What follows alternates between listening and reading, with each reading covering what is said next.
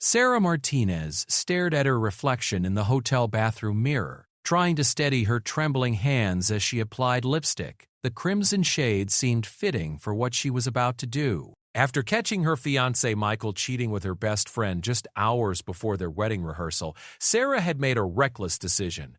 She would spend one night being someone completely different from the careful, responsible woman everyone expected her to be. The hotel bar downstairs was dimly lit, filled with the soft hum of jazz music and the clink of glasses. Sarah had never been to a place like this alone. The upscale establishment catered to wealthy business travelers and socialites, not small-town librarians like herself. She ordered a glass of wine with shaking hands, still wearing the elegant black dress she had planned to wear to her rehearsal dinner. As she sipped her drink, trying to build courage to talk to strangers, Sarah noticed him. He sat alone at the far end of the bar, distinguished and impossibly handsome.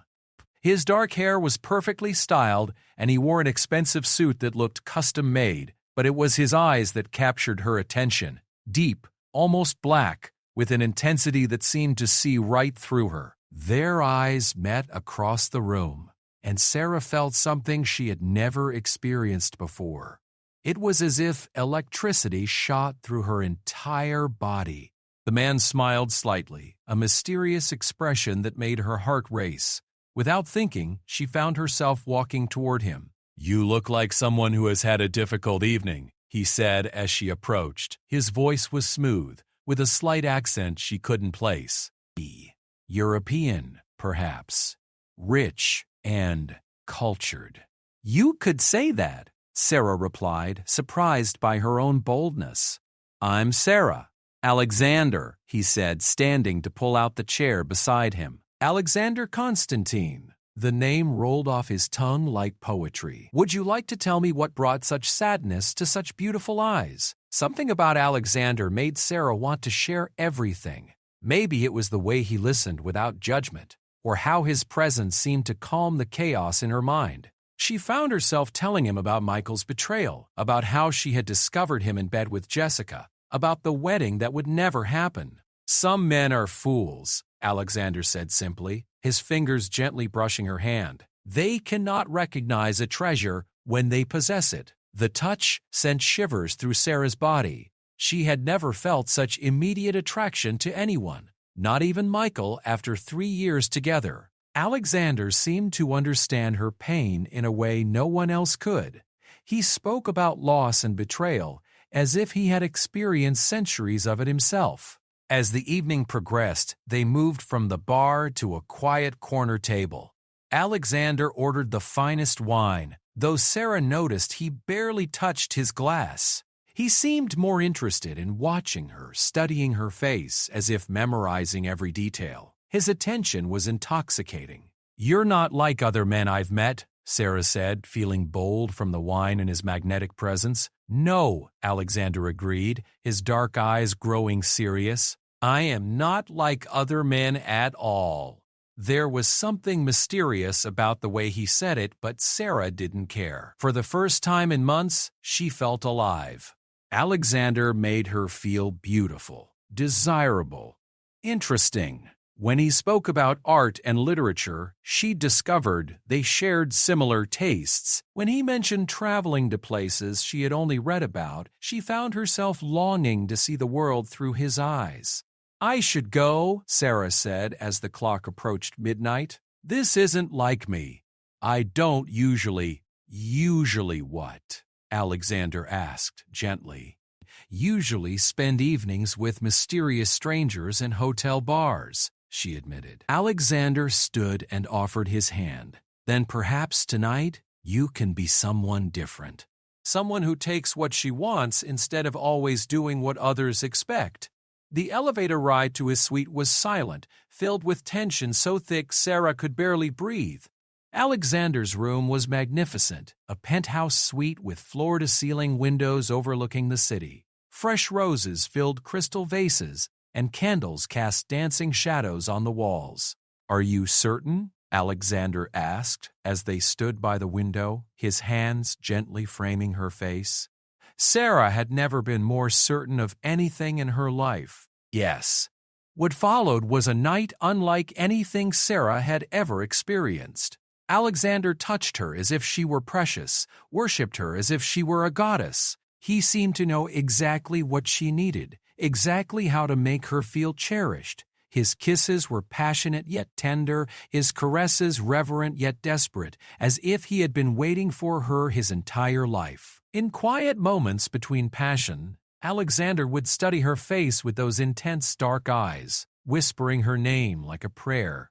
Sarah felt as though she was drowning in sensation, in emotions she had never known existed. This wasn't just physical attraction, it was something deeper, more profound. "You are extraordinary," Alexander murmured against her skin as dawn approached. "More beautiful than I ever imagined." "Imagined?" Sarah asked sleepily. But Alexander had grown quiet, his expression suddenly distant. As the first rays of sunlight crept through the curtains, he seemed to become restless, almost agitated. "I must leave soon," he said, though his arms tightened around her. "Where do you have to go so early?" Sarah asked, not wanting this perfect night to end. Alexander was quiet for a long moment. "There are things about me you would not understand. Things that would frighten you. Try me," Sarah said softly. But Alexander only kissed her forehead gently. Some truths are too dangerous to share with someone so precious. As Sarah dozed in his arms, she felt Alexander studying her again, his fingers tracing patterns on her skin, as if he were trying to memorize her touch. She heard him whisper something in a language she didn't recognize, words that sounded both beautiful and heartbroken. When Sarah woke several hours later, she was alone. The luxurious suite was empty, as if Alexander had never been there at all. The only proof of their night together was the faint scent of his cologne on the pillows and a single red rose on the nightstand, with a note written in elegant handwriting. "My dearest Sarah, forgive me for leaving without explanation. You have given me something more precious than you know. Hope. I will carry the memory of this night with me always. You deserve far more than I can offer. Be happy. Be safe." Sarah held the note to her chest, tears streaming down her face. She knew she would probably never see Alexander again, but something told her this was not truly goodbye. The way he had looked at her, touched her, whispered her name, it spoke of a connection deeper than one night could create. She dressed slowly, reluctant to leave the suite where she had felt so alive, so desired. As she gathered her things, Sarah caught her reflection in the bathroom mirror. She looked different, more confident, more sensual, as if Alexander had awakened something in her that had been sleeping. Walking through the hotel lobby, Sarah felt as though she was in a dream. The marble floors and crystal chandeliers seemed less impressive after the magic of Alexander's penthouse. The concierge smiled politely as she passed, but Sarah barely noticed. Her mind was entirely consumed by memories of the mysterious man who had disappeared with the dawn. The drive home to her small apartment felt surreal. Everything looked the same. The familiar streets, the coffee shop where she bought her morning latte, the library where she worked, but Sarah felt fundamentally changed. One night with Alexander had shown her a passion she never knew existed, a connection that went beyond anything she had shared with Michael. Her phone buzzed constantly with messages from Michael, from Jessica, from her mother, asking about the wedding. Sarah ignored them all. She couldn't face explaining what had happened, couldn't pretend to care about the drama of her former life. All she wanted was to hold on to the memory of Alexander's touch, his voice, the way he had made her feel like she was the only woman in the world. Days passed in a haze. Sarah went through the motions of canceling wedding arrangements, avoiding Michael's increasingly desperate attempts to reconcile. She told everyone she needed time to think, but the truth was simpler. After experiencing what she had with Alexander, everything else felt colorless, meaningless. At work, her colleague Jennifer noticed the change immediately. "You look different," she said one afternoon as they shelved books together. "Sadder, but also, I don't know how to describe it. More alive somehow." Sarah managed a smile. "I'm figuring things out." "Good for you for calling off the wedding. Michael didn't deserve you anyway." Jennifer paused. Have you met someone else? The question hit Sarah like a physical blow. Had she met someone? Yes and no. She had spent one perfect night with a man who had vanished without a trace, leaving her with nothing but memories and a growing sense that she had lost something irreplaceable. Weeks turned into months, and Sarah slowly began to rebuild her life. She moved to a new apartment, took a position at the university library, started taking evening classes in art history, subjects that reminded her of her conversations with Alexander. But no matter how she tried to move forward, she couldn't shake the feeling that part of her was missing. Sometimes, late at night, Sarah would catch herself searching for Alexander online, trying to find any trace of Alexander Constantine. But the name yielded nothing useful, too common, too generic. She began to wonder if he had given her a false name, if their entire encounter had been built on lies. Yet the memory of his touch remained vivid, the way he had looked at her as if she were a miracle. Those dark eyes haunted her dreams, filled with passion and something else, longing, as if he had been searching for her long before they met. Sarah started visiting the hotel where they had met, hoping to catch a glimpse of him or find someone who remembered him. But the staff changed frequently, and no one recalled a man matching Alexander's description. It was as if he had been a figment of her imagination, a beautiful dream conjured by her broken heart. The only tangible proof of their night together was the red rose, which Sarah had pressed between the pages of her favorite book of poetry. She would look at it sometimes, wondering if Alexander thought about her, if he regretted leaving, if he had any idea how completely he had changed her life in just one night. As autumn gave way to winter, Sarah tried to accept that Alexander was gone forever. She went on dates with other men, but none of them could compare. They seemed ordinary, predictable, lacking the mysterious magnetism that had drawn her to Alexander like a moth to flame. She began to wonder if she would ever feel that alive again, if she was destined to spend the rest of her life comparing every man to a memory. But deep in her heart, Sarah held on to hope. Something about the way Alexander had touched her, the reverence in his voice when he said her name, told her their story wasn't finished. He had called her precious, said she had given him hope. Men didn't speak that way about casual encounters. There had been something deeper between them. Something worth the 5 years of searching that lay ahead. 5 years had passed since that magical night, and Sarah's life had taken unexpected turns. She had earned her master's degree in art history and now worked as a curator at the prestigious Metropolitan Museum. Her apartment in Manhattan was elegant and sophisticated, filled with carefully chosen antiques and artwork. To everyone who knew her, Sarah Martinez had built an impressive life from the ashes of her broken engagement. But Alexander still haunted her dreams. Sarah had become an expert at hiding her obsession. Her friends saw a successful, independent woman who simply preferred being single. They didn't know about the private investigator she had hired 3 years ago, or the small fortune she had spent trying to track down any trace of Alexander Constantine. They didn't know about the sleepless nights she spent wondering if he was real, if their connection had been as powerful for him as it had been for her. The private investigator, David Chen, had been thorough but ultimately unsuccessful. His final report sat in Sarah's desk drawer, filled with dead ends and false leads. Alexander Constantine appeared to be a ghost, a man with no traceable past, no digital footprint, no official records. Either he had given her a completely false identity, or he was someone far more mysterious than she had imagined. Meanwhile, unbeknownst to Sarah, Alexander had been searching for her just as desperately. Alexander Dracul, his real name was nothing like the one he had given her that night, stood in his private office overlooking the lights of Prague. The ancient castle that served as his home had been in his family for centuries, though family was a term that meant something different for his kind. He was not Alexander Constantine, successful businessman. He was Lord Alexander Dracul, king of the Eastern European vampire clans, and he had been alive for over 800 years. The night he had met Sarah had changed everything for him. For centuries, Alexander had believed himself incapable of the kind of connection humans called love. Vampires could feel desire, possessiveness, even affection, but the pure, overwhelming emotion that had crashed over him when he looked into Sarah's eyes was something entirely new. It had awakened feelings he thought had died, along with his humanity. "My lord." His assistant Marcus entered the office carrying a thick file. Marcus had been turned during the Revolutionary War and served as Alexander's most trusted advisor.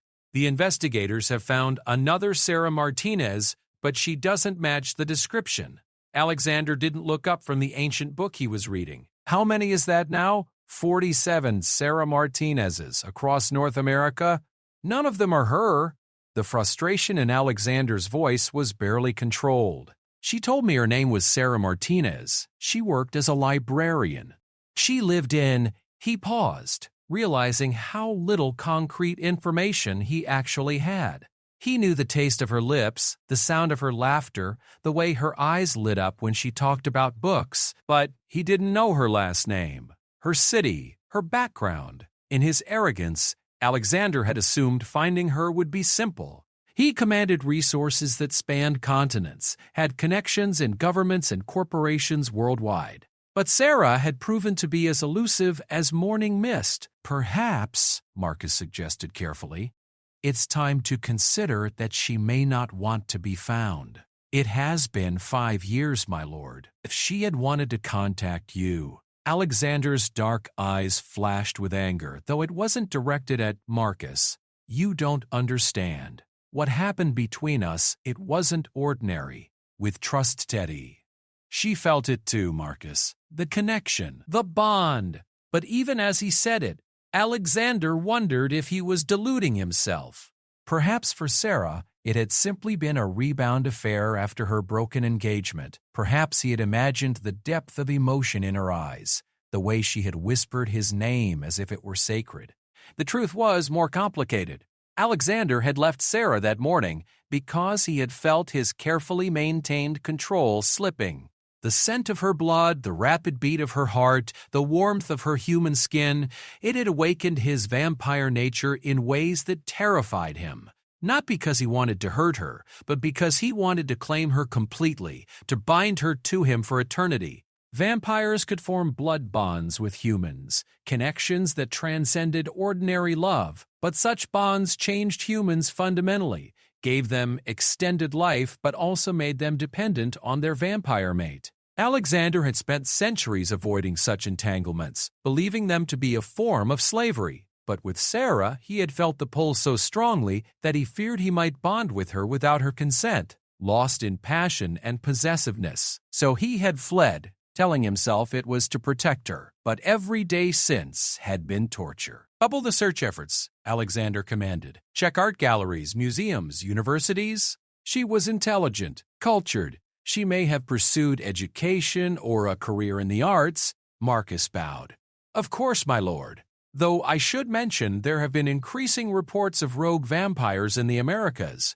The council is requesting your presence at the next gathering."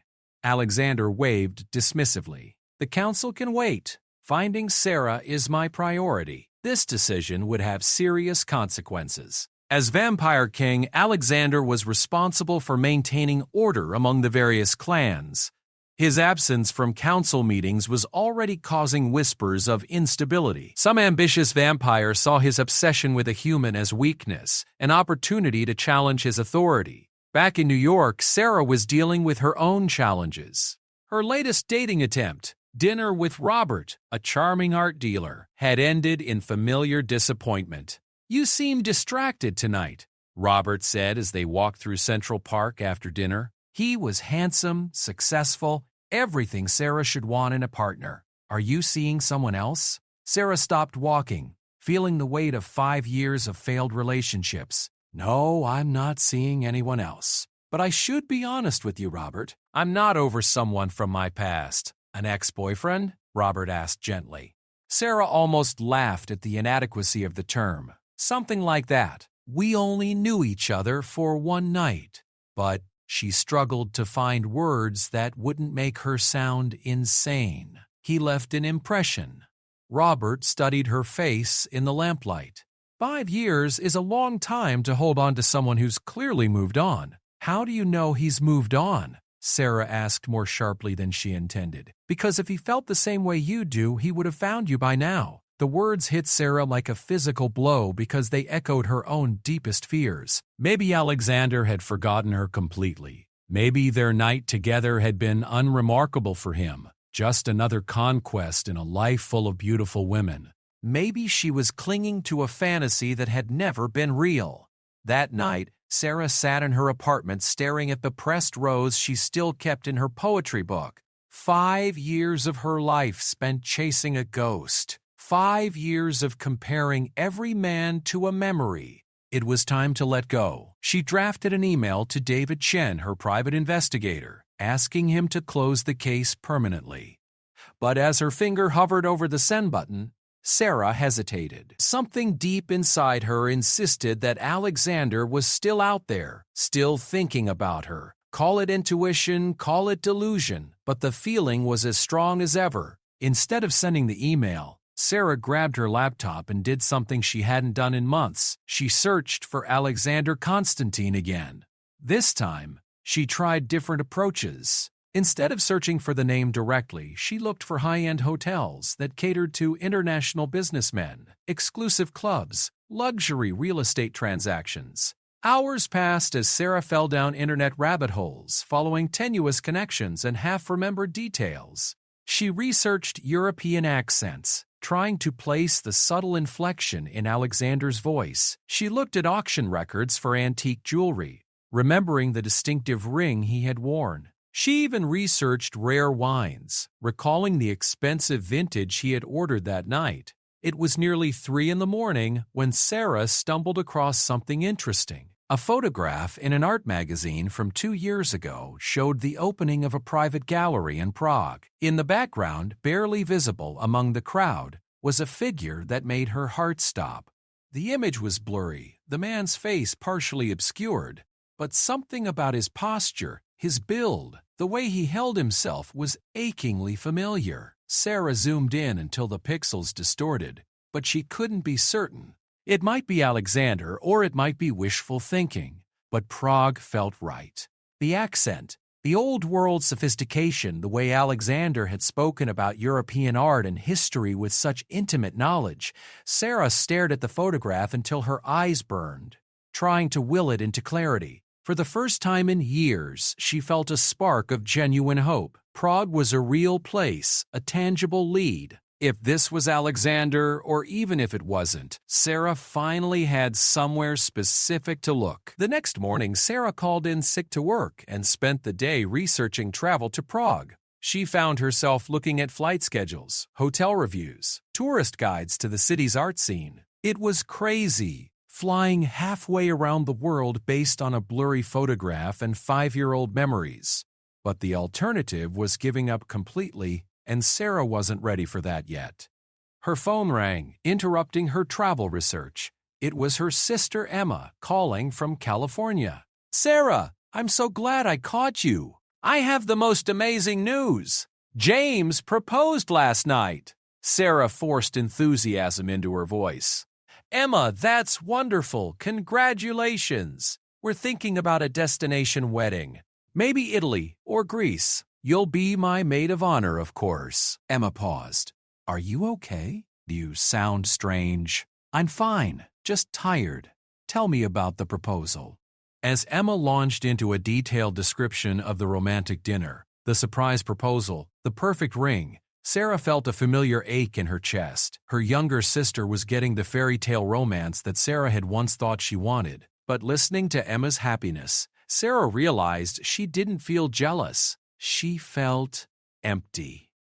"Sarah, are you there?" Emma's voice brought her back to the conversation. "Sorry, yes." "It sounds perfect. When was the last time you went on a date?" Emma asked with characteristic directness. "Mom is worried you're becoming a hermit. I had dinner with someone just last night, actually. And? Is he nice?" "Are you seeing him again?" Sarah looked at the Prague travel website still open on her laptop. "No, I don't think so."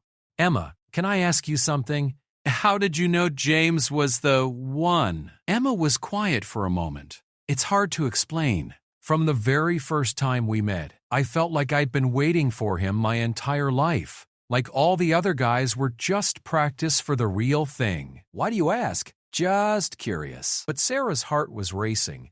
Emma had just described exactly how Sarah had felt about Alexander, the sense of recognition, of completion, of everything else being just preparation for that moment. If what she had felt was real, if it was the kind of once-in-a-lifetime connection that people spent their whole lives searching for, then didn't she owe it to herself to exhaust every possibility before giving up? After ending the call with Emma, Sarah made a decision that would change everything. She booked a flight to Prague, leaving in 3 days. She took a leave of absence from work, arranged for someone to watch her apartment, and began planning the most important trip of her life. If Alexander was in Prague, she would find him. If he wasn't, if this lead turned into another dead end, then she would finally accept that some stories didn't have happy endings. But she had to try one more time. The alternative, spending the rest of her life wondering, what if, was no longer acceptable. Sarah spent the next 3 days in a whirlwind of preparation. She researched Prague's art scene, its luxury hotels, its exclusive venues. She practiced conversations in her head, imagining what she would say if she actually found Alexander. Would he be happy to see her? Would he remember her? Would he have a wife, a family, a completely different life? The questions terrified her, but not as much as the possibility of never knowing the answers. On her last night in New York, Sarah packed carefully, including the pressed rose that had traveled with her through 5 apartments and countless sleepless nights. She was either about to find the man who had haunted her dreams, or finally lay those dreams to rest forever. Either way, she was ready for the truth. Prague was even more beautiful than Sarah had imagined. The ancient city seemed frozen in time, with Gothic spires reaching toward gray skies and cobblestone streets that whispered of centuries past. Sarah checked into a boutique hotel in the Old Town, her heart racing with a mixture of hope and terror. She had traveled 4,000 miles based on a blurry photograph and the desperate need to know the truth about Alexander. Her first 2 days were spent visiting art galleries, upscale restaurants, and luxury hotels. Anywhere Alexander might appear if he truly lived in Prague. Sarah showed his description to gallery owners, hotel concierges, and restaurant managers, but no one recognized the man she described. By the 3rd evening, doubt was creeping back in. Perhaps she had imagined the resemblance in the photograph. Perhaps this was just another dead end in a 5-year search that should have ended long ago. Sarah was walking back to her hotel through the narrow streets of Lessertown when she felt it, the unmistakable sensation of being watched. The feeling was so strong, so familiar, that she stopped abruptly, her heart hammering against her ribs. With trust, Teddy. She turned slowly, scanning the shadows and doorways, but saw nothing unusual. Just tourists and locals going about their evening routines. But the feeling persisted. Someone was following her. 3 blocks from her hotel, Sarah ducked into a small cafe and ordered coffee she didn't want, using the window reflection to watch the street. There, across the square, partially hidden by the shadow of an ancient church, stood a figure that made her blood freeze. It was him, Alexander. Even at a distance, even after 5 years, Sarah would know that silhouette anywhere.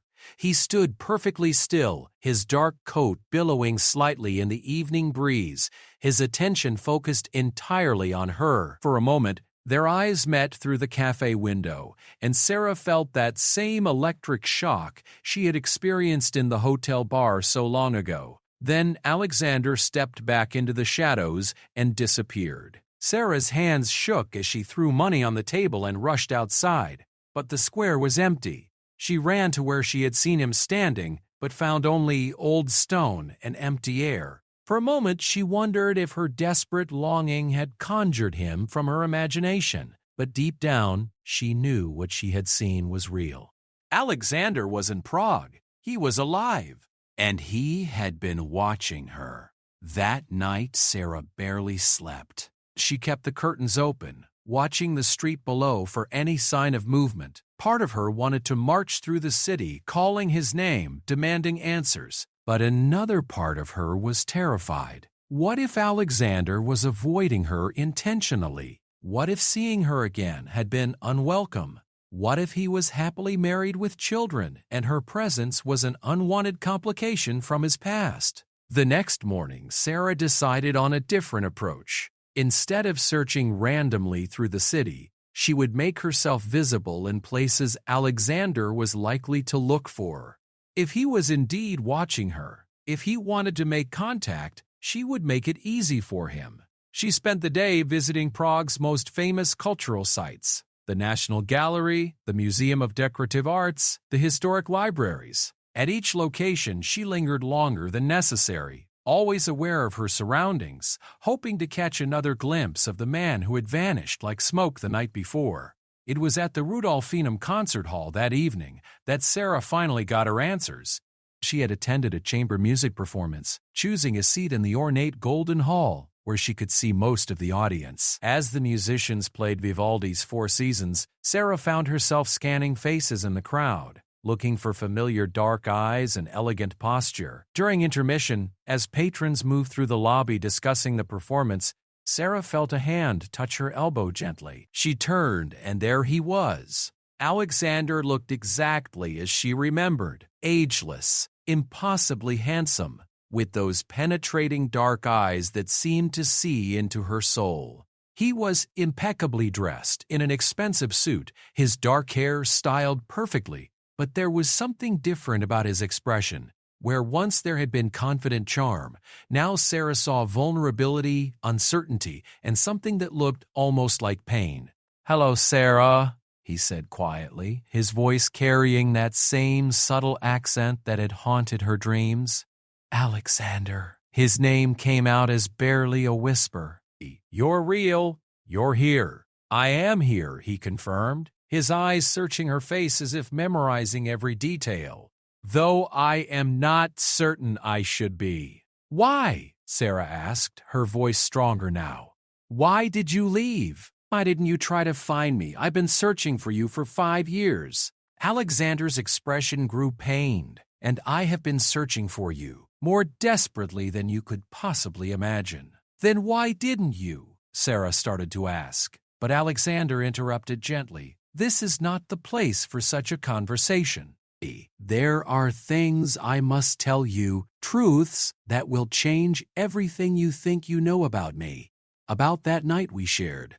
He paused, his dark eyes intense. "Will you come with me? Will you trust me one more time?" Sarah looked at this man who had dominated her thoughts for 5 years, who had made every other relationship impossible, who had driven her across an ocean based on nothing but hope and a blurry photograph. The rational part of her mind screamed warnings. She knew nothing about him, had no reason to trust him, was in a foreign country with no one who knew where she had gone. But her heart recognized him completely. Whatever secrets Alexander carried, whatever reasons he had for disappearing, Sarah knew with absolute certainty that he would never hurt her. "Yes," she said simply. Alexander led her from the concert hall to a waiting car, an elegant black Mercedes with tinted windows. The driver nodded respectfully to Alexander but didn't speak.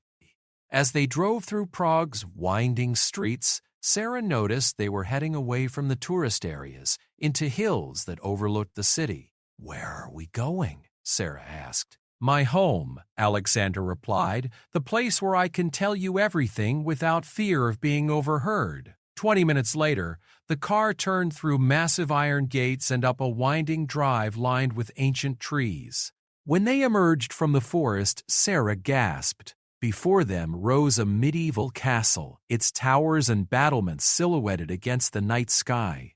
Warm light glowed from dozens of windows, and carefully tended gardens surrounded the ancient stone walls. "This is your home?" Sarah asked in amazement. "My family has lived here for many centuries," Alexander said carefully. "Come, there is much I need to explain." The castle's interior was breathtaking. Tapestries covered stone walls, and precious artwork filled every room. Alexander led Sarah through halls lined with portraits of stern-faced men who looked remarkably similar to him. The same dark hair, the same intense eyes, the same aristocratic bearing. The resemblance was so strong it was almost uncanny. They settled in a library that looked like something from a fairy tale. Leather-bound books lined the walls from floor to ceiling, and a fire crackled in an enormous stone fireplace. Alexander poured wine from a bottle that looked ancient and expensive, but Sarah noticed he didn't drink from his own glass. "The truth is not easy to hear," Alexander began, his voice carefully controlled. "And once you know it, you cannot unknow it. Your life will never be the same." Sarah studied his face, noting the tension in his jaw, the way his hands gripped the arm of his chair. "Are you married? Do you have a family?" "No," Alexander said quickly. "Nothing like that. The truth is far more complicated." He took an unnecessary breath. "Sarah, what do you know about vampires?" The question was so unexpected that Sarah almost laughed. "Vampires? Like in movies?" "They're fictional creatures. Folklore." "Are they?" Alexander's dark eyes fixed on hers. "What if I told you that some folklore is based in reality? What if I told you that vampires do exist, that we have always existed, hidden among humans?" Sarah set down her wineglass carefully. "I would say that's impossible. Vampires are myths, stories people created to explain things they didn't understand." Alexander stood and walked to the fireplace, his back to her. "My full name is Alexander Drackle. I am 1837 years old. I was turned into a vampire during the 13th century when I was 28 years old. I am the king of the Eastern European vampire clans, responsible for maintaining order among my kind and ensuring our existence remains secret from the human world." Sarah stared at his back, waiting for him to laugh, to tell her this was some elaborate joke. When he remained silent, she felt the first flutter of real fear. "That's impossible," she said quietly. Alexander turned to face her, and as he did, Sarah saw his eyes change. The warm brown irises she remembered shifted to an otherworldly silver, and when he smiled sadly, she glimpsed fangs where normal canine teeth should be. "I wish it were," Alexander said softly. Sarah's rational mind rejected what she was seeing, but her body responded to the truth her eyes couldn't deny. She stood up abruptly, backing toward the door. "This isn't real. This is some kind of trick, some elaborate costume." "Sarah, please," Alexander said, his voice gentle despite his transformed appearance. "I know how this sounds. I know how it looks. But I would never lie to you, not about something this important. You already lied to me." Sarah's voice rose with panic and anger. "You told me your name was Alexander Constantine. You never mentioned being a vampire king. I gave you a false surname to protect both of us," Alexander admitted, his eyes returning to their normal brown. "But everything else was true. My feelings for you were true, Sarah. They still are." Sarah's back hit the library door. Her heart was racing so fast she felt dizzy. "This is insane. Vampires don't exist. They can't exist." Alexander moved slowly toward her, his hands raised peacefully. "Look around you, Sarah. Look at this castle, at the portraits of my ancestors. Look at how I haven't aged a single day since the night we met. Look at your own instincts. They're telling you the truth even if your mind can't accept it yet." Sarah did look around, and for the first time, she truly saw what was before her. The portraits weren't just of men who resembled Alexander. They were Alexander, painted across centuries of unchanging features. The books on the shelves included volumes that were clearly ancient, handwritten manuscripts that belonged in museums. The wine he had poured came from bottles that looked older than she was. "The night we met," Alexander continued quietly, "I was in your city on business related to my duties as Vampire King. I never intended to become involved with a human. I had spent centuries avoiding such complications. But when I saw you in that hotel bar, when our eyes met," he paused, his voice growing rough with emotion. "Everything changed. You changed everything." Sarah's legs felt weak, She slid down the door until she was sitting on the floor, her mind struggling to process what she was hearing. "You left because I'm human," she said, the pieces finally falling into place. "I left because I was falling in love with you, and I knew what that would mean," Alexander corrected. "I left because I felt my control slipping, because I wanted to claim you in ways that would fundamentally alter your humanity. I left to protect you from what I am, from what I might do to you in my selfishness. But you've been searching for me for 5 years," Sarah said slowly. "Every day," Alexander confirmed. "I told myself it was to ensure your safety, to make certain no other vampires had discovered your existence. But the truth is simpler and more selfish. I have been searching for you because I cannot live without you, because every moment since I left your bed has been torture." Sarah looked up at him, this man who claimed to be a creature of legend, who had just turned her understanding of reality upside down. "What do you want from me, Alexander?" He knelt before her, his eyes completely human now, filled with vulnerability she had never seen from him before. "I want to court you properly. I want to tell you everything about my world, about what it would mean to be with someone like me. I want to give you time to understand what I am offering before you make any decisions." "And what exactly are you offering?" Sarah asked quietly. Alexander's hand moved as if to touch her face, but he stopped just short of contact. "Everything. My heart, my devotion, my protection, Teddy. A life far longer than any human could naturally live. Power, wealth, experiences beyond your imagination. But also isolation from your normal world, from your family and friends, danger from my enemies, and the knowledge that you would be bound to a monster." "Are you a monster?" Sarah asked. "I have done monstrous things," Alexander said honestly.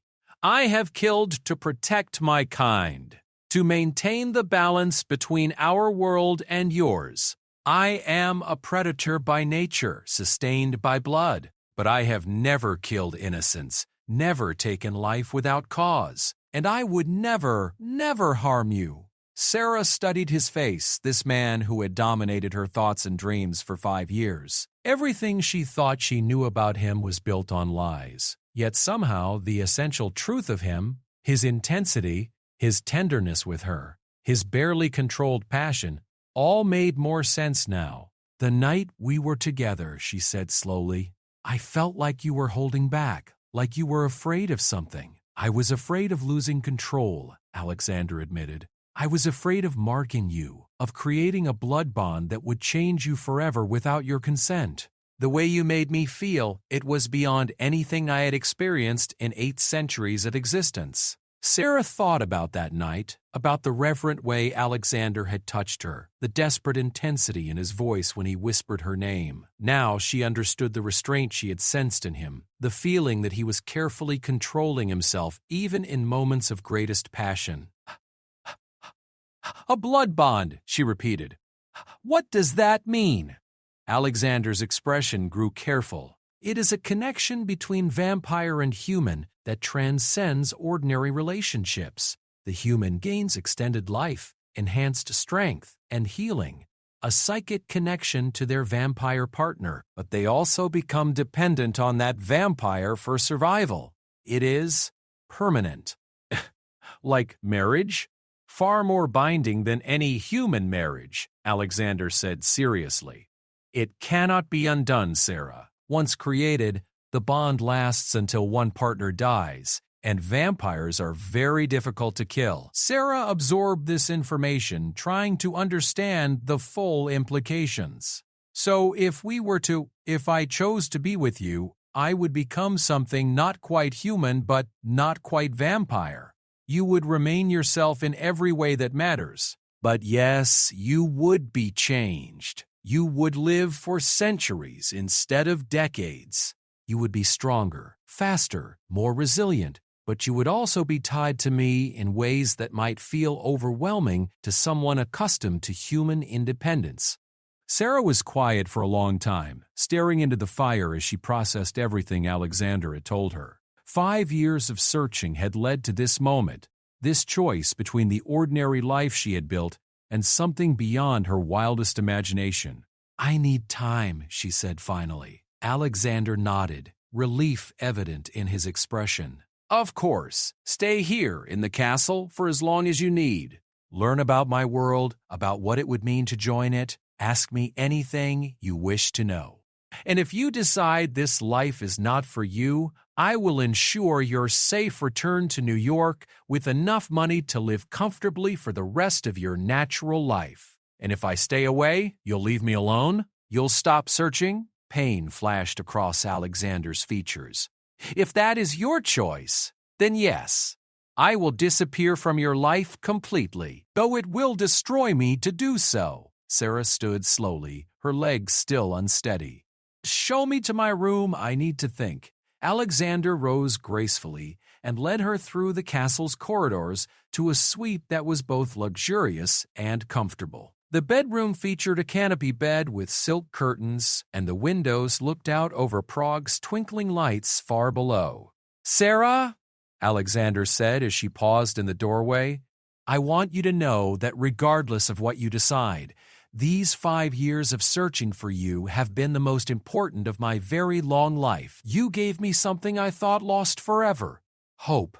For that alone, I will be eternally grateful." After he left, Sarah sat by the window looking out at the castle grounds. Somewhere below, the man she had fallen in love with was waiting for her decision. But now she knew he wasn't just a man. He was a creature of legend, a vampire king with 8 centuries of experiences she couldn't even imagine. Yet when she closed her eyes and remembered that night 5 years ago, when she thought about the way he had touched her, the way he had made her feel cherished and desired and completely alive, those feelings hadn't changed. If anything, knowing the truth about his nature made his restraint, his obvious struggle for control, even more meaningful. Alexander could have taken what he wanted from her that night. He could have created this bond he spoke of without her knowledge or consent. Instead, he had chosen to leave, to protect her from consequences she couldn't have understood. He had spent 5 years searching for her, not to claim her, but to give her the choice he hadn't been able to offer before. Sarah touched the window glass, her breath fogging the ancient pain. Somewhere in this castle was a man who had waited 800 years to find love, who had chosen to put her well-being above his own desires, who offered her a life of unimaginable adventure and passion. The choice should have been impossible. But as Sarah prepared for sleep in a medieval castle in Prague, surrounded by the reality of vampires and blood bonds and eternal love, she realized her heart had already decided. She had spent 5 years unable to forget Alexander, unable to love anyone else, unable to move forward with her life. Now she understood why. Some connections transcended the normal bounds of human experience. Some love was worth any risk, any transformation, any price. Tomorrow she would tell Alexander her answer. Tonight she would sleep peacefully for the first time in 5 years, knowing that her search was finally over and her real life was about to begin. She slept with a mysterious man for 1 night, then learned he was the vampire king who looked for her for 5 years.